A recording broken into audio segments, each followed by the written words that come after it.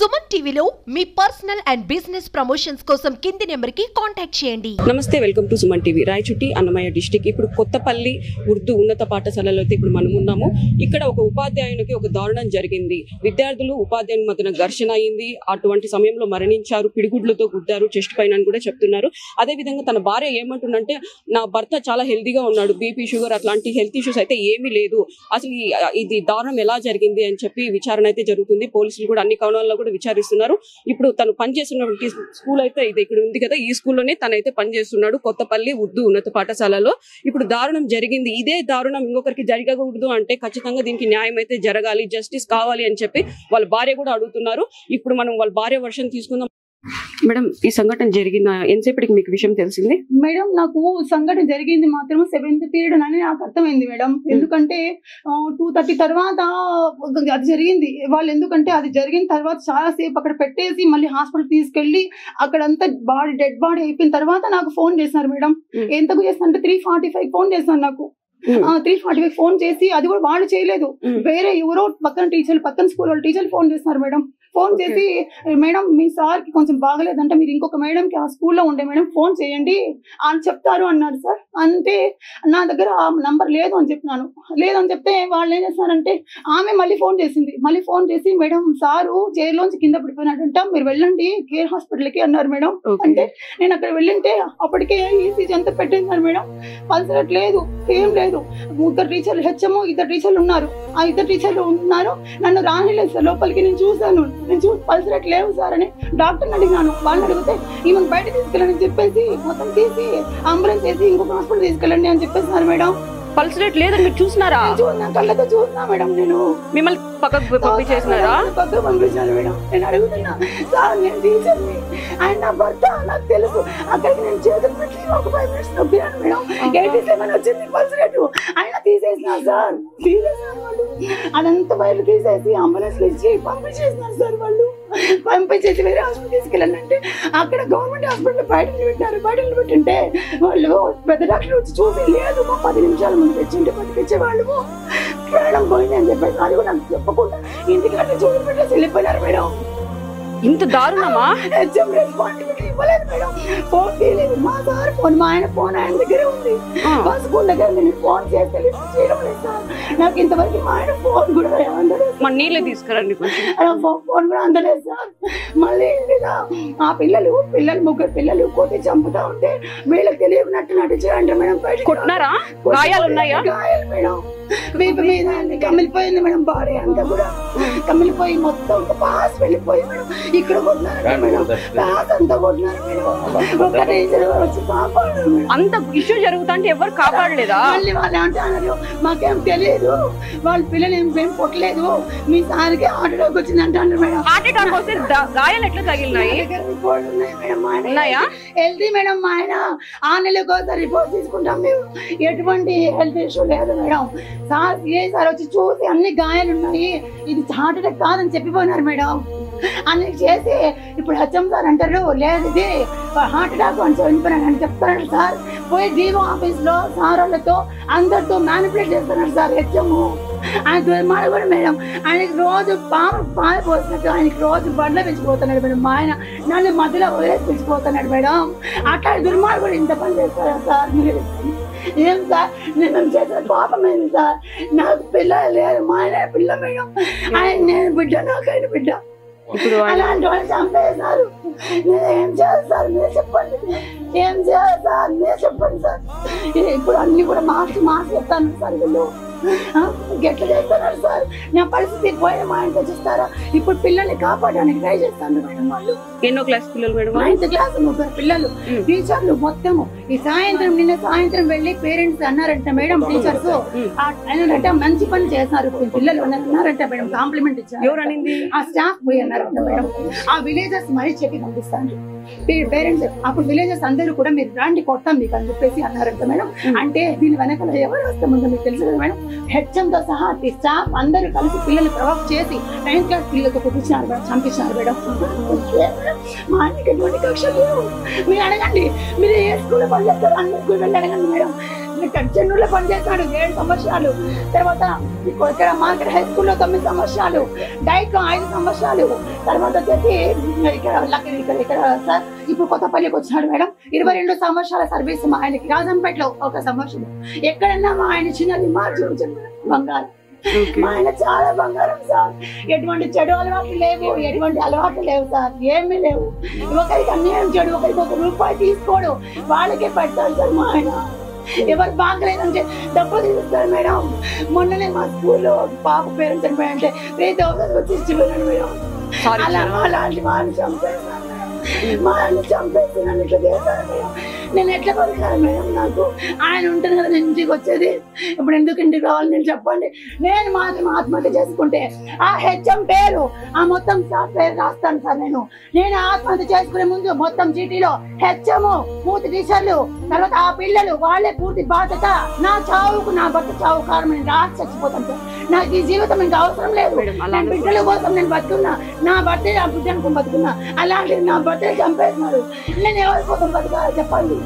నేను ఎవరి కోసం అన్నం తినాలా చెప్పండి? నేను చస్తే మాత్రం నోట్ రాసి నేను మొత్తం యూట్యూబ్ ఫేస్బుక్ లో అన్ని సర్క్యులేట్ చేసి చచ్చిపోతాను. వాళ్ళే చేసింది హెచ్ఎం వాళ్ళ టీచర్స్ చేస్తున్నాను. ఇదంతా కూడా ఇదే మేడం చేసింది. వాళ్ళు చేసి ఇప్పుడు అన్ని అబద్ధాలు మాట్లాడుతుండ్రు మేడం.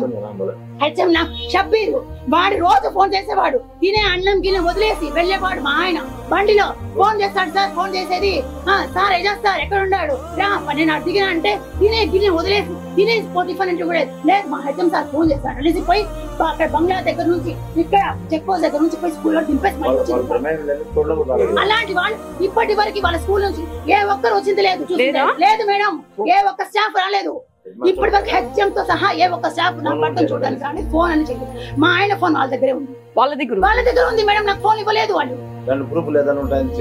ఏం చేస్తున్నారో మళ్ళీ వాళ్ళు ఏం అభిప్రాయంతో ఇవ్వలేదు. కానీ ఏమైనా ఆధారాలు ఏమైనా ఉన్నాయనుకోని ఇవ్వలేదేమో నాకు తెలియదు. కానీ మొత్తానికి నా భర్త ఫోన్ నాకు ఇవ్వలేదు. వాళ్ళ కంట్రోల్ పెట్టుకుంటారు సార్. ఇదంతా ఏం చేయడానికి వాళ్ళ వెనకాల ఏం ఉద్దేశం ఉందో తెలియాలి. పిల్లల్ని ఏమన్నా విచారించారు? అక్కడ పిల్లలే చెప్తున్నారు, పక్కన పిల్లలే చెప్తున్నారు. విచారిస్తే పేరెంట్స్ చెప్తున్నారు. కానీ టీచర్లు కొంతమంది చెప్పి ఈ రోజు చెప్పడానికి వెనకాడుతానంటే వాళ్ళు కూడా వాళ్ళ ఉచ్చులో బిగించిపోయారు. అంటే ఇదంతా కలిసి ప్లే ప్లాన్ గా చేస్తారు వాళ్ళు టీచర్స్. ఎందుకంటే ఒకరి మాట చెప్తే ఇంకొకరు బయటకు వస్తారని అందరూ మూకమ్మడిగా ఒకరికొకరు లాభం పొందేసి దీన్ని కప్పి బయటపడని చూస్తాను మేడం. నా భర్త చాలా మంచోడు మేడం. 5 పూటలు నమాజ్ చేస్తాడు నా భర్త. 1 రూపాయి తీసుకోడు, ఒక వడ్డీ లేదు, ఒక లంచం లేదు, ఒక అన్యాయం లేదు, ఒక అబద్ధం లేదు. నా భర్త బంగారం మేడం. అలాంటి వాళ్ళు చంపేస్తారు మేడం. వాళ్ళు మనుషుల రాక్షసులా సార్. ఎలా సార్ వాళ్ళు చంపేసింది? ఎలా చంపుతారు వాళ్ళు? అలాంటి వాళ్ళకి ఎలాంటి శిక్ష? ఖచ్చితంగా మేడం వాళ్ళకి యావజ్జీవ కారాగారం లేదా గురి శిక్ష వేయండి మేడం. ఒక హత్య చేసిన వాళ్ళకి ఎలా వదిలే ప్రసక్తే లేదు మేడం. నిజంగా న్యాయస్థానం మీద నమ్మకం ఉంటే, భారత రాజ్యాంగం మీద ఎవరికి భారత ప్రజలకు నమ్మకం ఉంటే మీరు అందరూ దయచేసి నా భర్త కోసం పోరాడండి మేడం. మీడియా త్రూ మీరందరూ పోరాడండి. వాళ్ళకి ఖచ్చితంగా గురి శిక్ష లేదా యావజ్జీవిత కారాగార శిక్ష పాల్సిందే. ఎక్కడి నుంచి హెచ్ఎం స్టాఫ్ దగ్గర నుంచి వాళ్ళకి అందరికి ఉద్యోగం డిస్మిస్ చేయండి మేడం. సస్పెన్షన్ కూడా అవసరం లేదు. వాళ్ళు అటువంటి ఉద్యోగానికి పనికే రారు. ఒక టీచర్ ఉద్యోగం చేస్తూ ఉండి వాళ్ళందరూ కూడా ఒక టీచర్ చంపేసినారు మేడం. వాళ్ళందరూ కూడా వాళ్ళకి ఉద్యోగాలు అవసరం లేదు. వాళ్ళకి అవసరమే లేదు సార్ ఉద్యోగాలు. వాళ్ళని డిస్మిస్ చేయించండి దయచేసి. మీకు దండం పెడతా, మీకు కాళ్ళు ముక్కుతాం మేడం. చనిపోయే ముందు చెప్పినంట ఈ పిల్లలు నన్ను కొట్టినారు సార్, వీళ్ళ మీద కేసు పెట్టండి అని చెప్పాను. అది కూడా చెప్పలేదు నాకు. వాళ్ళు వేరే పక్కన విన్న వాళ్ళు చెప్పినారు మేడం. మా ఆయన చెప్పినంట సార్ ఈ పిల్లల మీద కేసు పెట్టండి సార్ వీళ్ళు అని చెప్పాడు. వీళ్ళు కుట్టుకోలేపోలే ముందు చెప్పి చచ్చిపోయినట్లు ఆ మాట చెప్పాడు. నా భర్త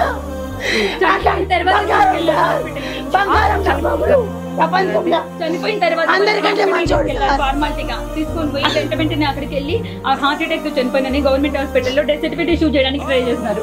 ఈ మేడం ఏమో హెల్త్ పరంగా చాలా బాగున్నాడు. బీపీ షుగర్ కూడా అన్ని రిపోర్ట్స్ ఉన్నాయి మేడం. 6 months ఒకసారి మేము హాస్పిటల్ వెళ్తూనే ఉంటాం పిల్లల కోసం. ఎటువంటి BP, diabetes, thyroid, bad cholesterol, తర్వాత ఇంకేమున్నాయి మేడం? ఏ మెంటల్ టెన్షన్స్, ఇలాంటి అలర్జీస్ ఏమీ లేవు సార్. ఒక్క జబ్బు లేదు. మా ఆయనకి అన్ని నార్మల్. మొత్తం హెల్త్ ఇష్యూస్. చాలా బ్లడ్ 13 బ్లడ్ మా ఆయన్ని. ఒక్క చెడు అలవాటు లేదు, గుట్టా లేదు, పాన్ప్రాక్ లేదు, సారాయి లేదు, తిరగడాలు ఆడవాళ్ళతో తిరగడాలు లేదు. ఇటువంటి చెడ్డ అలవాటు లేకుండా 5 పూటలు నమాజ్ చేసుకుని బతికే నా భర్తనే చేతులు చంపేసి ఈరోజు నా జీవితాన్ని చీకటి చేస్తారు సార్. వీళ్ళు ఉపాధ్యాయులేనా చెప్పండి? వీళ్ళకి ఉదయం మీరే మాట్లాడండి సార్.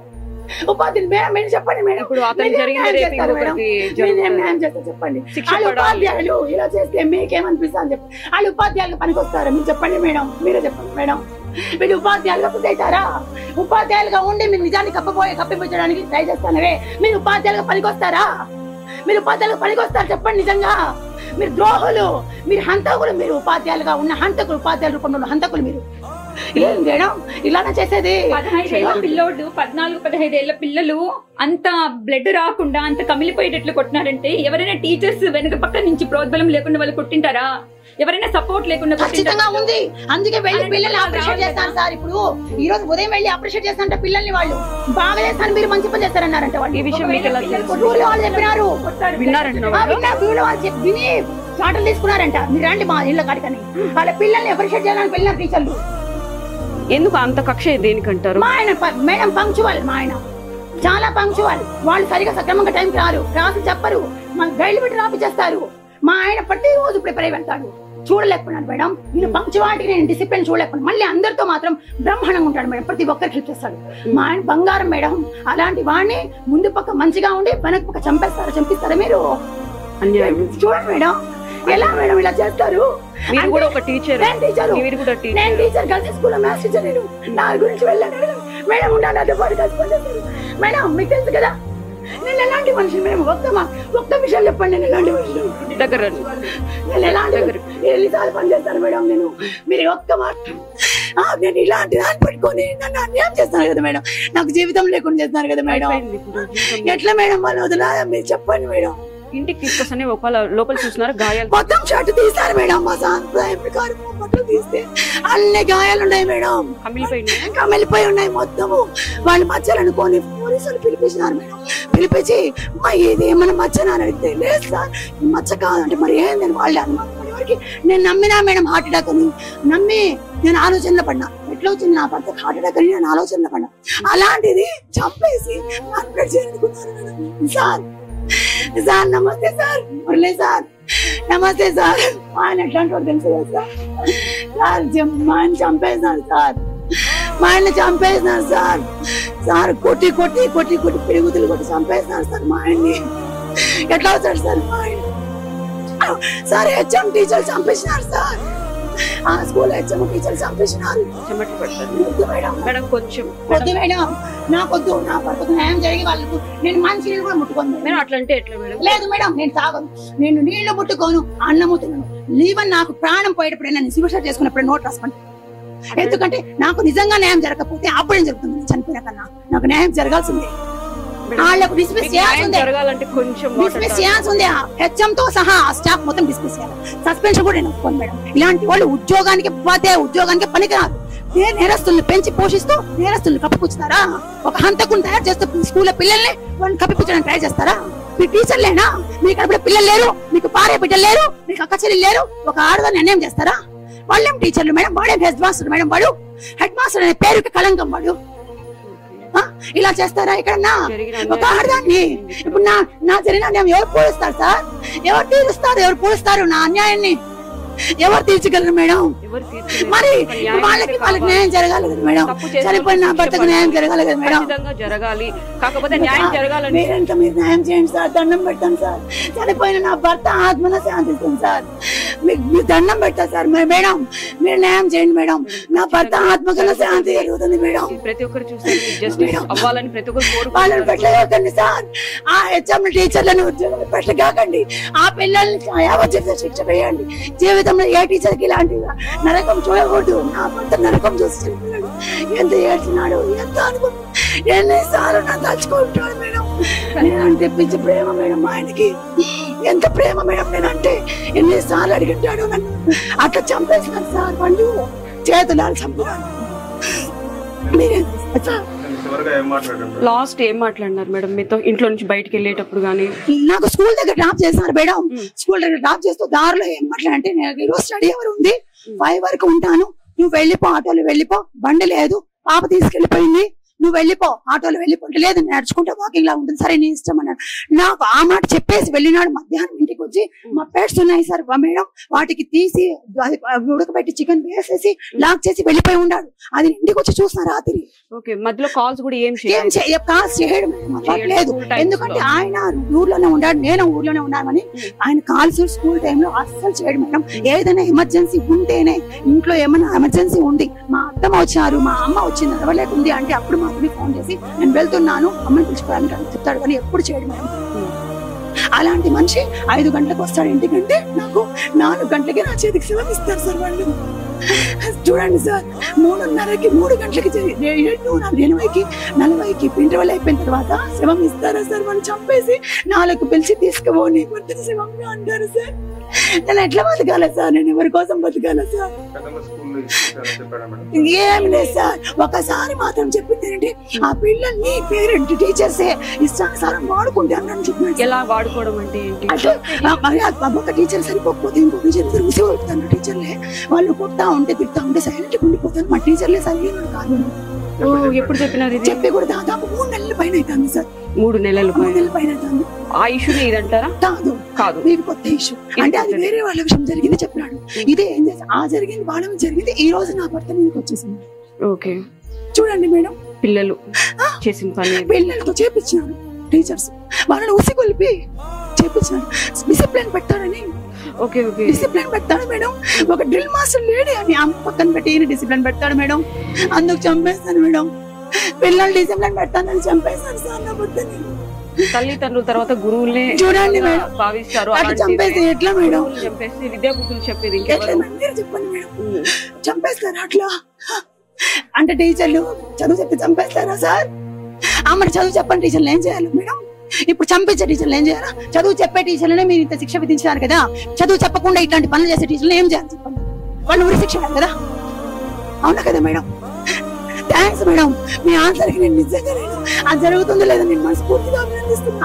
చదువు చెప్పే టీచర్లు మీరు చంపేస్తే చదువు చెప్పండి టీచర్లను ఏం చేయాలి? ఉరి శిక్ష వేయాలి. చదువు చెప్పండి టీచర్లను. పిల్లలకు గైడ్లు పెట్టి రాపించే టీచర్లు ఏం చేయాలి? పిల్లలు డిసిప్లిన్ గా ఉండని టీచర్లు ఏం చేయాలి? స్కూల్ రెగ్యులర్ గా రాని టీచర్లు ఏం చేయాలి? రెగ్యులర్ గా వచ్చి పిల్లలకి డిసిప్లిన్ పెట్టి క్లాసులు రోజు నోట్స్ ప్రిపేర్ చేసుకుని, ఈ రోజు కూడా చూపిస్తా మేడం నోట్స్, ప్రతి రోజు నోట్స్ ప్రిపేర్ చేసుకుంటారు మా ఆయన. నోట్స్ ప్రిపేర్ చేసి నోట్స్ చెప్తాడు పిల్లల కోసం చేస్తే మీరు చంపిస్తారా? నా పక్కనే చంపిస్తారా? అనిపించలేదు, మళ్ళీ మ్యానిపులేట్ చేయాలని చూస్తాను. పాపం అనిపించకుండా మ్యానిపులేట్ చేస్తాను. కొట్టేటప్పుడు ఎలా చేతులు వచ్చినాయి నాకు అర్థం కావట్లేదు. తట్టుకుని ఎట్లా ఏడ్చుంటాడు మేడం. మనం ఇంత నొప్పి తగిలితేనే మనం తట్టుకోలేము. ఎట్లా తట్టుకున్నారు మేడం? మేడం నేను ఎట్లా బతకాలి? ఎవరి కోసం బతకాలి మేడం? నాకు ప్రపంచం కనిపించడం లే మేడం. నాకెవరు లేరు మేడం, నాకెవ్వరు లేరు. నాకు మా ఆయన తప్ప నాన్న లేడు, అన్న లేడు, తమ్ముడు లేడు, భర్త లేడు, బిడ్డ లేడు మేడం. పిల్లలు లేరు మేడం. ఆయన నా బిడ్డ చంపేశారు మేడం. ఏం చేయాలి చెప్పండి? పోస్ట్ మార్టం అయిందా మేడం? అక్కడ జరుగుతుందా? చూడండి మేడం, ఏం చేయాలి? Okay madam. మేడం పరిస్థితి అసలు ఏం జరిగింది?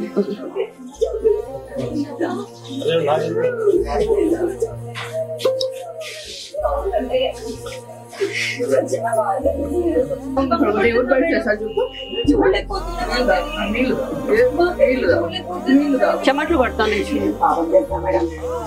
చెప్పండి, మీతో పడకాల్సి ఎన్ని సంవత్సరాలు పనిచేస్తాం? మంచి కాలం లేదండి. చూడండి మేడం, ఏ పిల్లల్ని అన్యాయం చేయండి కదా మేడం. దేవుడు నన్ను అన్యాయం చేస్తాను. ఇప్పుడు నిన్నటి ఇన్సిడెంట్ మీద ఈరోజు స్కూల్ సందర్శించాము. టీచర్లతో మాట్లాడుతున్నాము. అదేవిధంగా పిల్లలతో కూడా డిస్కస్ చేయడం జరుగుతుంది. దీని మీద డివైఓ ఎంఈఓ ఇద్దరిని కూడా జాయింట్ ఎంక్వైరీ చేశాము. ఎంక్వైరీ రిపోర్ట్ తీసుకుని ఖచ్చితంగా చర్య తీసుకుంటాము. ఒకవేళ ఇది పోలీస్ పరిధిలోకి అయితే పోలీసులకు కూడా రికమెండ్ చేసి చర్య కోసం సిఫారసు. అదన్నిటి మీద కూడా ఎంక్వైరీ జరుగుతుంది. బేసికల్గా మేము పిల్లలతో టీచర్లతో మాట్లాడాము. టీచర్లందరితో కూడా మాట్లాడడం జరిగింది. వాళ్ళ ఒపీనియన్ కూడా తీసుకున్నాము. తర్వాత పిల్లలతో కూడా ఇప్పుడు మాట్లాడాము. అంతిమంగా ఒక రిపోర్ట్ ఒకటి రెడీ చేసి కలెక్టర్ గారికి సబ్మిట్ చేయడం జరుగుతుంది. ఎంక్వైరీ ఆఫీసర్లుగా DYO, MEO ఇద్దరిని కూడా అపాయింట్ చేశారు. తప్పకుండా ముందు ఈ సంఘటన మీద ఖచ్చితంగా చర్య తీసుకుంటాము. చర్య తీసుకొని రాబోయే రోజుల్లో ఇట్లాంటి పునరావృతం కాకుండా ఖచ్చితంగా చేసుకుంటాం. అయితే ఇంతకుముందు జరిగినటువంటి సంఘటనల గురించి అయితే మాకు తెలియదు. యాక్చువల్ ఈ సంఘటన జరిగిన తర్వాత మా దృష్టికి వచ్చింది. మా దృష్టికి వచ్చిన తర్వాత రాత్రే DYO గారికి, MEOకి ఇద్దరికి ఇన్స్ట్రక్షన్స్ ఇవ్వడమే కాకుండా నేను కూడా అటెండ్ అయ్యాను. మా DO గారు కూడా వచ్చారు. పిల్లలతో మాట్లాడితే మీకు అవ్వలేదు. అది కంప్లీట్ చేసుకున్న తర్వాత పూర్తి స్థాయి డీటెయిల్స్ మీకు ఇవ్వడం జరుగుతుంది.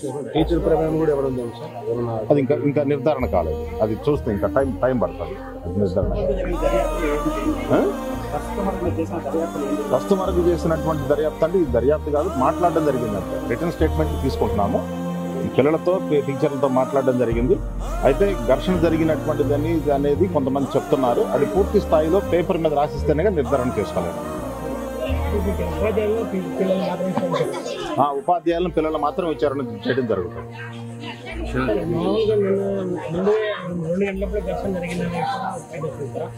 ఆ టైం గురించి కూడా నాకు తెలిసింది ఏంటంటే మా టీచర్లతో కొంచెం మాట్లాడినప్పుడు అది 7th పీరియడ్ ఆ ప్రాంతంలో జరిగినట్టుగా చెప్తున్నారు. ఏదైనా సరే పేపర్ స్టేట్మెంట్ అన్ని తీసుకుంటాము. తీసుకున్న తర్వాత పూర్తి స్థాయి నిర్ధారణ కావడం జరుగుతుంది. అంటే ఇప్పుడు ఎంక్వైరీ జరుగుతుంది కదా, ఎంక్వైరీ పూర్తయిన తర్వాత ఇస్తాము. కలెక్టర్ గారికి కూడా మా DO గారు బ్రీఫ్ చేస్తారు. లేదు మాట్లాడాలి, ఇది జరుగుతాయి.